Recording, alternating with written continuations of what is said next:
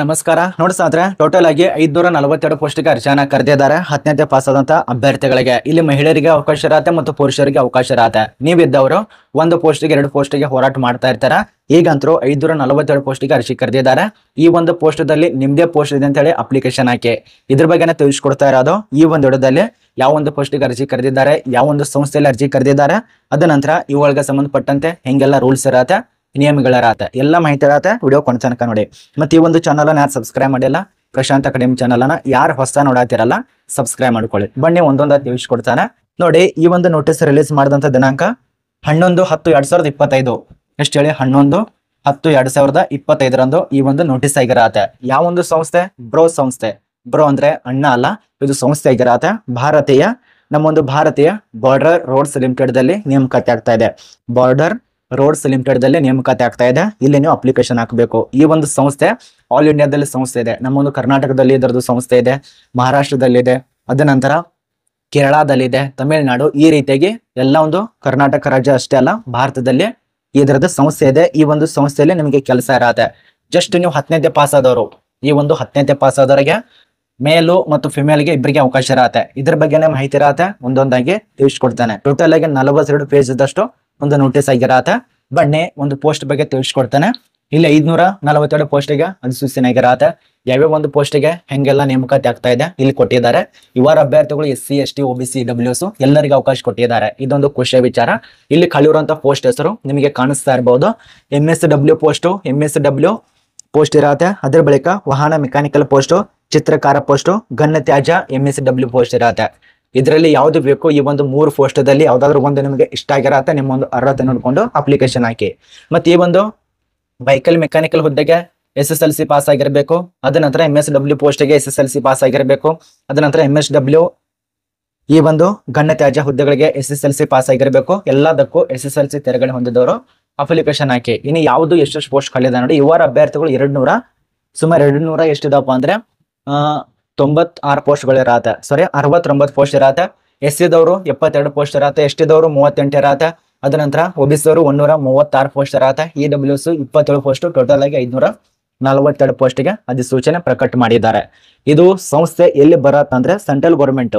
ಈ ಒಂದು ಸಂಸ್ಥೆ ಸೆಂಟ್ರಲ್ ಗೌರ್ಮೆಂಟ್ ದಲ್ಲಿ ಬರತ್ತೆ. ಈಗಾಗಲೇ ನೋಡಿರ್ಬಹುದು, ರೋಡ್ ದಂಡೆಯಲ್ಲಿ ಕೆಲಸ ಮಾಡ್ತಾ ಇರ್ತಾರೆ, ಅಥವಾ ನಿಮ್ಮ ಒಂದು ಜಿಲ್ಲೆಯಲ್ಲೇ ನೋಡಿರ್ಬಹುದು ನೀವು. ಎಲ್ಲ ರೋಡ್ ಆದ ತಕ್ಷಣ ಕಸ ಹುಡುಗಿರ್ತಾರೆ, ಅಥವಾ ಅವರಿಗೆ ಇಂಜಿನಿಯರಿಂಗ್ ತರ ಕಾಣಿಸ್ತಾ ಇರ್ತಾರಲ್ಲ, ಅಂತದ್ರಲ್ಲಿ ಇದು ಕೂಡ ಸಂಸ್ಥೆ ಆಗಿರತ್ತೆ. ಅಲ್ಲೇ ನೀವು ಕೆಲಸ ಮಾಡಬೇಕು. ಅರ್ಜಿ ಸಲ್ಲಿಸುವಂತ ವೆಬ್ಸೈಟ್ ನೋಡಿ www.bro.gov.in ಗೆ ಭೇಟಿ ಮಾಡ್ಕೊಂಡು ಅಪ್ಲಿಕೇಶನ್ ಹಾಕಿ. ಇದು ಬ್ರೋ ಅಂದ ಮೇಲೆ ಅಣ್ಣ ಅಂತ ಅನ್ಬೇಡಿ, ಇದೊಂದು ಸಂಸ್ಥೆ ಹೆಸರಾಗಿರತ್ತೆ. ಶಾರ್ಟ್ಕಟ್ ದಲ್ಲಿ ಬ್ರೋ ಅಂತ ಇಟ್ಟಿದ್ದಾರೆ. ಈ ಒಂದು ಹೆಸರು ಕೂಡ ಕೊಟ್ಟಿದ್ದಾರೆ, ಅಂದ್ರೆ ಇದ್ರದ್ದು ಹೆಸರು ಕೂಡ ಇರತ್ತೆ. ಇದು ಬಹುಶಃ ನಿಮಗೆ ಹಿಂದಿ ಅರ್ಥ ಆಗಲ್ಲ, ನಾನು ನಿಮಗೆ ಕನ್ನಡದಲ್ಲೇ ತಿಳಿಸ್ಕೊಡ್ತಾನೆ. ಇಂಗ್ಲಿಷ್ ನಲ್ಲಿ ಕೂಡ ಇದರ ಬಗ್ಗೆ ಮಾಹಿತಿ ಇರತ್ತೆ. ಇಲ್ಲಿ ನೋಡಿ ಸಂಸ್ಥೆ ಹೆಸರು ಇರತ್ತೆ, ಅಡ್ವರ್ಟೈಸ್ ನಂಬರ್ ಇರತ್ತೆ, 2025. ಅದೆಲ್ಲ ಬಿಡಿ, ನಮಗೆ ಯೂಸೇ ಆಗಲ್ಲ. ನಮಗೆ ಯೂಸ್ ಆಗೋದು ಈ ಎಲ್ಲ ಪೋಸ್ಟ್ ಬಗ್ಗೆ. ಇನ್ನು ನೋಟಿಸ್ ಬಗ್ಗೆ ನೋಡಿ. ಅರ್ಜಿಗಳು ಪ್ರಾರಂಭ ಆದಂತ ದಿನಾಂಕ 11 ಅಕ್ಟೋಬರ್ 2025 ಸ್ಟಾರ್ಟ್ ಆಗಿದೆ. ಅರ್ಜಿ ಸಲ್ಲಿಸಲು last date, application last date 24 November 2025. ಮತ್ತೆ ನಿಮಗೆ ಈ ಒಂದು ಮೇಘಾಲಯ, ಈ ಒಂದು ಮಣಿಪುರ, ನಾಗ್ಪುರ, ನಾಗಾಲ್ಯಾಂಡ್, ತ್ರಿಪುರ, ಸಿಕ್ಕಿಂ, ಈ ರೀತಿಯಾಗಿ ರಾಜ್ಯದಲ್ಲಿ ಈ ರೀತಿಯ ವಿವಿಧ ಒಂದು ರಾಜ್ಯದಲ್ಲಿ ಸಂಬಂಧಪಟ್ಟಂತೆ ಸುಮಾರು 9 ಡಿಸೆಂಬರ್ 2025 ಕೊನೆಯ ದಿನಾಂಕ ಆಗಿರತ್ತೆ. ಅಂದ್ರೆ ಈ ಒಂದು ರಾಜ್ಯದವರಿಗೆ ಬೇರೆ ಕೊಟ್ಟಿರ್ತಾರೆ, ನಮ್ಮ ಒಂದು ಕರ್ನಾಟಕ ಆಲ್ ಇಂಡಿಯಾದವರಿಗೆ ಬೇರೆ ಕೊಟ್ಟಿರ್ತಾರೆ. ಇದನ್ನ ನೀವು ಅರ್ಥ ಮಾಡ್ಕೋಬೇಕು ನೋಡಿ. ಇದಕ್ಕೆ ಸಂಬಂಧಪಟ್ಟಂತೆ ಅರ್ಜಿ ಸಲ್ಲಿಸುವಂತ ಅಭ್ಯರ್ಥಿಗಳಿಗೆ ಅಂದ್ರೆ ಈ ಒಂದು ಬ್ರೋ ಸಂಸ್ಥೆಗೆ ಸಂಬಂಧಪಟ್ಟಂತೆ ವಯೋಮಿತಿ ಬರೋಣ. ಈ ಒಂದು ವಯೋಮಿತಿ ಇಷ್ಟೇ ಆಗಿರ್ಬೇಕಂತ ರೂಲ್ಸ್ ನಿಯಮಗಳು ಕೊಟ್ಟಿದ್ದಾರೆ.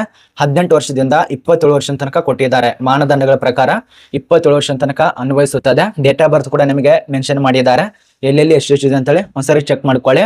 ಮೊದಲನೇದಾಗಿ ಈ ಒಂದು ಇವರ ಅಭ್ಯರ್ಥಿಗಳಿಗೆ ಎಷ್ಟು ಕೊಟ್ಟಿದ್ದಾರೆ ಅದನ್ನ ನೋಡಿ. OBC ಅಭ್ಯರ್ಥಿಗೆ ಎಷ್ಟಿರತ್ತೆ ಅದನ್ನ ನೋಡಿ. ಅದ ನಂತರ SC ST ದವರಿಗೆ ಎಷ್ಟಿರತ್ತೆ ಅದನ್ನ ನೋಡಿ. ನಾನು ನಿಮಗೆ ಡೀಟೇಲ್ಸ್ ತಿಳಿಸ್ಕೊಡ್ಬೇಕು ಅನ್ಕೊಂಡೆ, ಬಟ್ ನಿಮಗೆ ಟೈಮ್ ಉಳಿಯೋದಿಲ್ಲ. ಆದ ಕಾರಣ ನಿಮಗೆ ಈ ರೀತಿಯಾಗಿ ಹೇಳ್ತಾ ಇದ್ದೇನೆ, ನೀವೇ ನೋಡ ಅಂತೇಳಿ ನೋಡಿ. ಇದಕ್ಕೆ ಸಂಬಂಧಪಟ್ಟಂತೆ ಅರ್ಥ ಆಗಿರಬೇಕು. ಇದು ಒಂದೊಂದು ಪೋಸ್ಟಿಗೆ ಒಂದೊಂದು ರೀತಿಯಲ್ಲಿ, ಮೊದಲನೇ ಪೋಸ್ಟು, 2ನೇ ಪೋಸ್ಟು, 3ನೇ ಪೋಸ್ಟು ನಿಮ್ಮೊಂದು ತಕ್ಕಂತಿರತ್ತೆ. ಇದೇ ಸಂಸ್ಥೆಯಲ್ಲಿ ಅಪ್ಲಿಕೇಶನ್ ಹಾಕಬೇಕು. ಮತ್ತೆ ಇನ್ನೊಂದು ಹೇಳೋದು ಮರ್ತಿದ್ದೆ, ಇದು ಆಫ್ಲೈನ್ ನಲ್ಲಿ ಇರತ್ತೆ.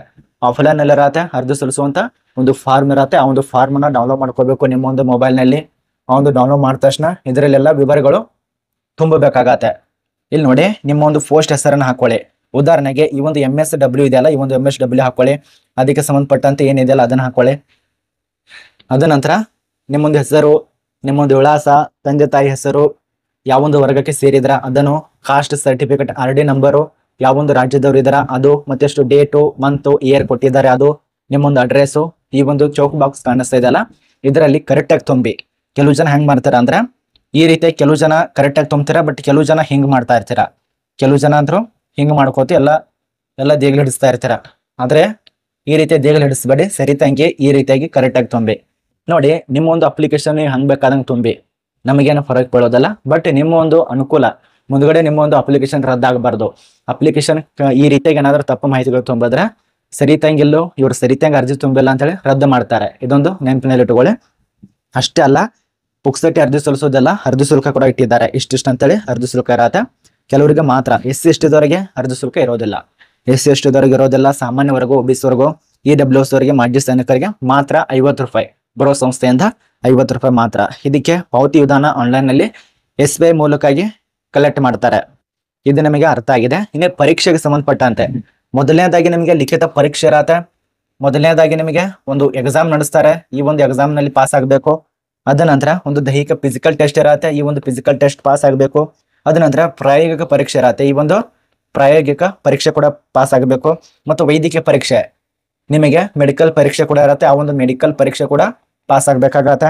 ಸಂದರ್ಶನ ಕೊನೆಯಲ್ಲಿ ನಿಮ್ಮ ಇಂಟರ್ವ್ಯೂ ಕೂಡ ಇರತ್ತೆ. ಈ ಒಂದು ಇಂಟರ್ವ್ಯೂ ಕೂಡ ಪಾಸ್ ಆಗ್ಬೇಕಾಗತ್ತೆ. ಈ ರೀತಿಯಾಗಿ ನೀವು ಇದಕ್ಕೆ ಅರ್ಜಿ ಸಲ್ಲಿಸಿದ್ರೆ ಇಷ್ಟು ನಿಮಗೆ ಆಯ್ಕೆ ಪ್ರಕ್ರಿಯೆ ಇರ್ತವೆ. ಇನ್ನು ಅರ್ಜಿ ಎಲ್ಲಿಂದ ಸಲ್ಲಿಸ್ತೀರಾ, ಯಾವ ಒಂದು ವಿಳಾಸಕ್ಕೆ ಸಲ್ಲಿಸ್ತೀರಾ, ಆ ಒಂದು ವಿಳಾಸ GREF centre, Dighi camp, Pune, Maharashtra 41-10-15-24 November 2025 ಮುಂಚಿತವಾಗಿ ಅಥವಾ ಅದಕ್ಕಿಂತ ಮೊದಲು ಅಪ್ಲಿಕೇಶನ್ ಹಾಕಿ. ಇದು ನಿಮಗೆ ಸಂಪೂರ್ಣ ಮಾಹಿತಿ ಸರಳ ರೀತಿಯಲ್ಲಿ ನಾನು ನಿಮಗೆ ತಿಳಿಸ್ಕೊಟ್ಟಿದ್ದೇನೆ. ಈ ರೀತಿಯಾಗಿ ಯಾರಾದ್ರೂ ತಿಳಿಸ್ಕೊಡ್ತಾರೋ ಬಿಡ್ತಾರೋ ನನಗೆ ಗೊತ್ತಿಲ್ಲ, ಬಟ್ ನಿಮಗೆ ಜಾಬ್ ಸಿಗಬೇಕು ಅಷ್ಟೇ ನಮ್ಮ ಉದ್ದೇಶ. ಈಗಂತೂ 542 ಪೋಸ್ಟಿಗೆ ನೇಮಕಾತಿ ಆಗಿದೆ. ಆಫ್ಲೈನ್ ಇರತ್ತೆ. ಆನ್ಲೈನ್ ಕೇಂದ್ರದಲ್ಲಿ ಹೋದ್ರೆ ಅವ್ರು ನಿಮಗೆ ಮ್ಯಾಲಿನ ತೆಳಗಿಂದ ಕಾಲ ಮ್ಯಾಲ್ ಮಾಡ್ರೋ, ಮ್ಯಾಲಿಂದ ಕಾಲ ತೆಳಗ್ ಮಾಡ್ರೋರು ಹೇಳಲ್ಲ, ಇದು ಫೇಕ್ ಇದೆ ಅಂತ ಹೇಳ್ತಾರೆ. ಕೊನೆಯಲ್ಲಿ ಬರೋದು ವರ್ಡ್ ಫೇಕು ಅಂತ ಅರ್ಥ ಮಾಡ್ಕೊಳ್ಳಿ. ಆಫ್ಲೈನ್ ಇರತ್ತೆ. ಅರ್ಜಿ ಸಲ್ಲಿಸುವಂತ ಏನೇ ಡೌಟ್ ಇದ್ರು ಕೂಡ ನನಗೆ ಪರ್ಸನಲ್ ಆಗಿ ಇನ್ಸ್ಟಾದಲ್ಲಿ ಮೆಸೇಜ್ ಮಾಡಿ. ನಾನು ಎಲ್ಲ ಹತ್ರ ಹೇಳ್ತಾ ಇದ್ದೇನೆ, ಇನ್ಸ್ಟಾದಲ್ಲಿ ಮೆಸೇಜ್ ಮಾಡ್ರಪ್ಪ, ನಾನು ಇದಕ್ಕೆ ಸಂಬಂಧಪಟ್ಟಂತೆ ಅರ್ಜಿ ಕರೆದಿರ್ತಾರೆ, ತಿಳಿಸ್ಕೊಡ್ತೇನೆ. ನಿಮ್ಗೆ ಯಾವುದೇ ರೀತಿ ಫಾರಂ ತಿಳಿಸ್ಕೊಡೋದಲ್ಲ ಅಂತ ಹೇಳ್ತಾ ಇರ್ತಾನೆ. ಬಟ್ ಕೆಲವು ಜನ ಕೇಳೋದಿಲ್ಲ, ಫೇಕ್ ಅಂತ ಹಾಕ್ಬಿಡ್ತಾರ. ಪಾಪ ನಿಮ್ಮಿಂದ ಬೇರೆದವ್ರು ಇರ್ತಾರಲ್ಲ, ಅಂಥವ್ರಿಗೆ ಅದು ಮನಸ್ಸಿಗೆ ಪ್ರಭಾವ ಬೀಳತ್ತೆ. ನೋಡಿ, ನೀವು ದೊಡ್ಡವ್ರು ಇರ್ತಾರ, 30-40 ವರ್ಷದವ್ರು ಇರ್ತಾರ, ಜಾಬ್ ಕಷ್ಟಪಟ್ಟು ಓದುವಂತ ವಿದ್ಯಾರ್ಥಿ ಗೊತ್ತಾಗತ್ತೆ ಅದು ಕಷ್ಟ ಏನಂತ ಹೇಳಿ. ಈ ಒಂದು ವಿಡಿಯೋ ಮಾಡ್ಬೇಕಂದ್ರೆ ನೆಕ್ಸ್ಟ್ ವಿಡಿಯೋದಲ್ಲಿ ತಿಳಿಸ್ಕೊಡ್ತೇನೆ.